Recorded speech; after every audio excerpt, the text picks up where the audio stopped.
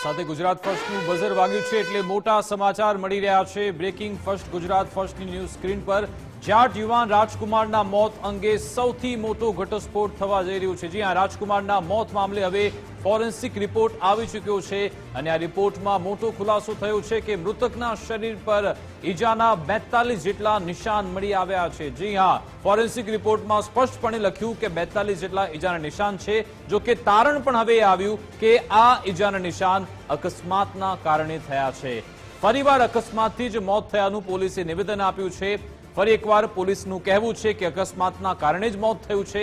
Gondal highway પર નિવસ્ત્ર જોવા મળ્યાનું પણ પોલીસે નિવેદન આપ્યું। યુવકને કપડાં આપનારની પણ ઓળખ કરાઈ છે તેવો પણ પોલીસે દાવો કર્યો। પરિવારજનોના ચોંકાવનારા આરોપ વચ્ચે રિપોર્ટથી મોટો ખુલાસો થયો છે। ગુજરાત ફર્સ્ટ પર જાટ યુવાનના મૃત્યુની તપાસ અંગે તમામ સમાચાર આપને બતાવીશું। રાજકોટથી ચોટીલા સુધીના તમામ સીસીટીવી ફૂટેજ પણ પોલીસ અત્યારે ખંગાળી રહી છે। પોલીસ તેને શોધી રહી છે, તપાસી રહી છે, પરંતુ રિપોર્ટથી બીજો એકવાર દાવો થયો છે। પોલીસ પોતાની થિયરી પર અડગ છે, પોલીસ પોતાના શબ્દો પર અડગ છે કે આ અકસ્માતમાં જ મોત થયું છે। સાપરથી માંડીને છેક રામધામ આશ્રમ સુધી સીસીટીવી અમે ઘણા ચેક કરવામાં આવેલા। એ દરમિયાન સાપરથી રાજકોટ વચ્ચે ખોડિયાર હોટલ છે તેના સીસીટીવી ચેક કરતા મરણ જનાર છે એ વગર કપડા વગર ચાલતો દેખાઈ આવે છે અને આગળ આવતા રસૂલ ચોકની આજુબાજુ આવતા એને જે વ્યક્તિએ કપડાં આપેલા અને કપડાં પહેરાવેલા એ લોકોની પણ ઓળખ થઈ છે અને તે લોકોનું પણ નિવેદન નોંધવામાં આવેલું છે। ત્યારબાદ જે 108 હતી, જે 108ના કર્મચારીએ મરણ જનારને જીવતી હાલતમાં પોતાની 108માં લઈને રાજકોટ સિવિલ હોસ્પિટલ પહોંચાડેલા એને પણ ઓળખ કરી અને એમનું પણ નિવેદન લેવામાં આવેલું છે અને એમને જગ્યા પણ વેરીફાઈ કરેલી છે। ત્યારબાદ મરણ જનાર જે છે રામધામ આશ્રમમાંથી બહાર નીકળેલો ત્યારે રામધામ આશ્રમમાંથી ચપ્પલ પહેરીને નીકળેલો અને ત્યારબાદ જે બનાવ બનેલો ત્યાં જગ્યાએથી ચપ્પલ પણ રિકવર કરવામાં આવેલા છે અને હાલ જે ફોરેન્સિક પીએમ કરવામાં આવેલું તે ફોરેન્સિક પીએમની નોટ પ્રાથમિક કારણ આવેલું છે જેમાં એની શરીર ઉપર નાની મોટી 42 જેવી ઈજાઓ ફોરેન્સિક પીએમમાં મળેલ છે અને એનું મોત ઈજાઓના કારણે મોત થયેલાનું હાલ ફોરેન્સિક પીએમમાં આવેલ છે। તો આજ અંગે વાતચીત કરીશું। અમારી સાથે રહીમ લાખાણી પણ લાઈવ જોડાયેલા છે અને ન્યૂઝરૂમથી ધર્મેશ પણ જોડાયેલા છે। સૌપ્રથમ રહીમ, આપની પાસે આવવા માંગીશ કે અત્યાર સુધીમાં પોલીસે કઈ દિશામાં કઈ એંગલથી તપાસ કરીને પછી આ તારણ પર પહોંચી છે? ફરી એકવાર પોલીસ એ જ પ્રસ્થાપિત કરી રહી છે કે ભાઈ આ અકસ્માતમાં જ મોત થયું છે। વિકાસ, સવાલ અનેક થઈ રહ્યા છે। જે આખી ઘટનાની જો વાત કરવામાં આવે તો જે સીસીટીવી જાહેર થઈ રહ્યા છે વિકાસ, તેમાં ક્યાંક એડિટ કરેલા સીસીટીવી સામે આવતા હોય તેવું પણ જે પરિવારના વકીલ દ્વારા આક્ષેપ પણ કરવામાં આવ્યો છે અને પરિવાર પણ કર્યો છે। ખરા અર્થમાં જો ઘટના બની જ છે તો આખા સીસીટીવી જાહેર કરે। જે જયરાજસિંહના બંગલાની વાત કરવામાં આવી હતી ત્યાંથી શું થયું, ત્યારબાદ જે નીકળે છે ત્યારબાદ રાજકોટ સુધી તે આવે છે તેમાંથી પણ જે સાપર પછીના સીસીટીવીની વાત કરવામાં આવી ને સીસીટીવી ગઈકાલ રાત્રિના સામે આવ્યા છે કે નગ્ન હાલતમાં હતા। ત્યારબાદ જે રીતના વાત કરે છે કે કપડાં પહેરાવવામાં આવ્યા એ વ્યક્તિની નોંધ, જે વ્યક્તિએ કપડાં આપ્યા છે તેની પણ ઓળખ થઈ છે। હવે વિકાસ, સવાલ એ ઉત્પન્ન થઈ રહ્યો છે જે 42 ઈજાના નિશાન આ સામે આવ્યા છે તેમાં સ્પષ્ટતા નથી આવતી કે શેના કારણે થયા છે। તેને અકસ્માતમાં ખપાવવાના પણ પ્રયાસ થઈ શકે તેવી પણ વાત છે। તો આ ઈજાના નિશાન છે તે કયા ભાગમાં છે તે જાહેર નથી થયું ને ઈજાના કારણે મોત થયું છે, એટલે ઈજાના કારણે મોત થયું છે તો અકસ્માતમાં થયું છે એ વાત પોલીસ કરી રહી છે। બીજી બાજુ હવે એ રોડની વાત કરવા માંગુ છું। જે રાજકોટથી અમદાવાદ હાઈવે રોડ છે, આ રાતના 3, 3:30 વચ્ચે જોઈ આપણે પ્રસાર થઈએ ને તો આખો રોડ સુમસાન હોય છે અને રોડ સુમસાન હોય એટલે સ્વાભાવિક છે કે આપણી કાર છે તે 80ની સ્પીડ, ઓછામાં ઓછી 80ની સ્પીડે તો ચાલતી જ હોય ને 108ના કર્મચારીને આ મૃતદેહ ક્યાં જોવા મળ્યો? એક સવાલ છે, રોડની વચ્ચોવચ હતો કે રોડની સાઈડમાં હતો? 108 ઊભી રહે છે ને પાછળથી એકી સાથે જ 2 કારો આવે છે, તે કોણ છે તેની તપાસ કરવાનો પ્રયાસ મેં આજે કર્યો તો જેમાં કહેવામાં એવું આવે છે કે લોકો અચાનક જે પસાર થતા હતા તે ત્યાં ઉભા રહ્યા। તો વનવેમાં આવેલી કાર કેમ વનવેમાં આવે છે તે પણ એક સવાલ ઉત્પન્ન થઈ રહ્યો છે। એટલે અનેક હજી સવાલો તો ઊભા જ છે કારણ કે જે રીતના પોલીસ હજી એક જ રટણ કરી રહી છે કે તેનું મોત અકસ્માતના કારણે થયું છે। ફોરેન્સિક જે રિપોર્ટ છે તે પ્રાથમિક રિપોર્ટ પોલીસ પાસે પહોંચ્યો છે.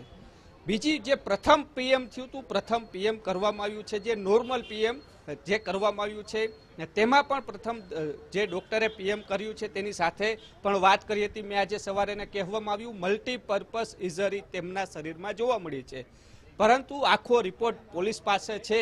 જે પ્રથમ પીએમ રિપોર્ટ જે જાહેર નથી કરી રહ્યા, માત્ર વાત કરવામાં આવે છે કે ખરા અર્થમાં આટલી ઇન્જરી છે. પીઠના પાછળ જે ઇન્જરી થઈ છે તેની પાછળનું શું કારણ છે તે પણ સવાલો ઉત્પન્ન થઈ રહ્યા છે. એટલે કહી શકાય કે જે રાજકુમાર જાટનું મોત થયું છે અકસ્માત કે હત્યા, હજી સવાલ ઉત્પન્ન જ છે. પોલીસ જે અકસ્માતમાં જે વાત કરે છે કે અકસ્માતમાં જ મોત થયું છે. બીજી બાજુ જે મૃતકના પરિવાર અને તેમના વકીલનું કહેવું છે કે આ હત્યા જ કરવામાં આવી છે અને તેને લઈને આગામી સમયમાં કોર્ટના દ્વાર પણ ખખડાવવાની વાત કરવામાં આવી છે. સાથે ન્યાયિક માટે થઈને જે રાજસ્થાનની અંદર અત્યારે સોશિયલ મીડિયા પણ ગરમ થઈ ચૂક્યું છે. જાટ સમાજના અલગ અલગ ગ્રુપોની અંદર એવા મેસેજ અત્યારે વાયરલ થઈ રહ્યા છે કે જાટ યુવકના હત્યાને લઈને આપણે ન્યાય માટે ગુજરાત રાજકોટને ગોંડલ જવાનું છે. ક્યારે આવે છે તે હજી એમાં તારીખ નથી, પરંતુ આ પ્રકારના સોશિયલ મીડિયાની અંદર પોસ્ટરો પણ વાયરલ થઈ રહ્યા છે. એટલે કહી શકાય કે જે રીતના પોસ્ટરો વાયરલ થતાની સાથે જ પોલીસે ખુલાસો કર્યો છે. હવે આ મામલે ન્યાયિક તપાસની પણ વાત કરવામાં આવી છે. રાજસ્થાનના કોંગ્રેસના ધારાસભ્યએ પણ એક પત્ર લખ્યો છે કે આ સમગ્ર મામલે સીબીઆઈની તપાસ કરવામાં આવે, તેની માંગ રાજસ્થાનના મુખ્યમંત્રીને કરવામાં આવી છે. એટલે કહી શકાય કે આખી આ ઘટના છે એક તરફ રાજકીય સ્વરૂપને, બીજી બાજુ જે ન્યાય માટે આખો પરિવાર લડી રહ્યો છે કે મારા દીકરાને ન્યાય મળે, તેમાં પણ જે સીસીટીવી સામે આવ્યા છે, ક્યાંક એડિટ કરેલાની વાતો છે તે પરિવાર કહી રહ્યા. એટલે કહી શકાય સવાલો હજી અનેક ઉત્પન્ન થઈ રહ્યા છે. વિકાસ બિલકુલ રહીમ, આપ અમારી સાથે જોડાયેલા છો. ધર્મેશ વેદ ન્યૂઝરૂમથી જોડાયેલા છે.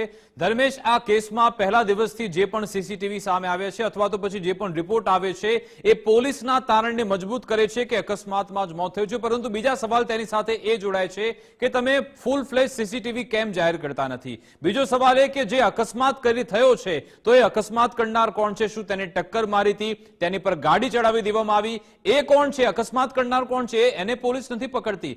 3 તારીખનો બનાવ છે, અત્યારે આપણે 13 માર્ચમાં ઉભા છીએ, હજુ સુધી પોલીસની બાબતે કોઈ જ ભાડ નથી મળી.